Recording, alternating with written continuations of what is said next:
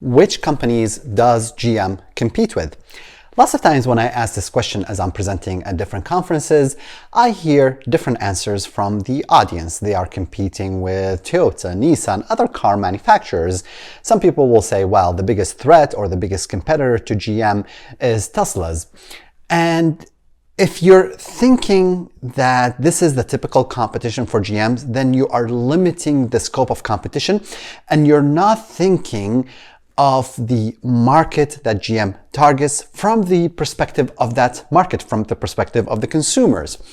The real competition to GM comes from two different markets, and I'm sure that the folks at GM, especially the guys who are doing marketing, especially the guys who are doing product design and doing innovation, are thinking about different competition that they have to deal with. What's the biggest competition to GM? First, of course, there's non-consumption. People who choose not to buy a car in the first place because simply they don't need to, or they might use another alternative such as bicycle or public transportation. So that is one competition. And that is a competition to some extent I'm sure GM is aware of. But think about a different competition. Think about WebEx, think about Zoom, think about GoToMeeting. These online virtual software platforms that allow people to meet. Thus, we don't actually have to get out of our house, get in a car and drive somewhere. These platforms present real competition to GM. Let's think about this from the perspective of the consumer, from the perspective of the customer. Ultimately, the consumer has a job that he needs to perform. That job is probably meeting with somebody, having a discussion with somebody, being in a certain place to do certain tasks. For a certain segment of those jobs that the consumer needs to get done, that consumer is able to perform those jobs without ever leaving their house. They can do it by using any of those online virtual meeting software. So this goes back to, and this is where this is critical, this goes back to understanding the job that your target market is trying to perform and the alternatives that the consumer can use to fulfill that job. Let's take another example about competition and how wide of a circle the competition for a certain product or a company is. Let's say you're a startup and you need help in marketing your company. There are several alternatives available to you. One alternative is you can maybe hire consultants, bring them on board, hire a digital marketing agency and bring them on board. You can hire somebody full-time and bring them on board to help you. Another alternative, maybe you will buy a book and you will handle the implementation of that marketing yourself. A third alternative, maybe you'll go to a conference and meet somebody who or listen to a talk that will help you with marketing.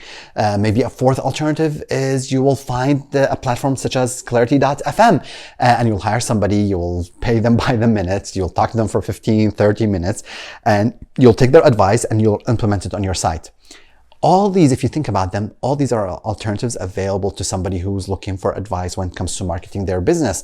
And all of these have pluses and minuses. Now, there is one option, which is basically the non-consumption option, where you might say, you know what, I am not going to hire anybody. The area of non-consumption, where your target market chooses not to actually hire anybody for the job, to say, you know what, although we have a need for marketing, but it's something I'm not going to focus on. This presents a great opportunity for companies.